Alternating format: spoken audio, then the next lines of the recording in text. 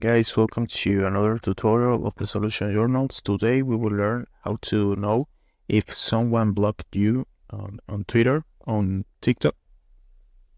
Sorry. The first step is go to the application of TikTok, and here you need to go to the option of your profile. Here, the part of the down part, the right down part, came here on profile, and you need to pick here and followers. Like you can see, I have 32 followers.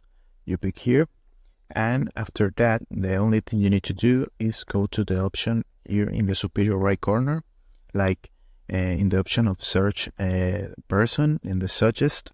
So here, the only thing you need to do is if you think that person is blocked you on TikTok, the only thing you need to do to know that is search their name of that person. So if that person not appears here in the search, maybe or probably that person blocking you on TikTok. If that person appears here, and that person is not blocked you. So this is the process. I hope this tutorial was helpful for you. Follow us for more content like this.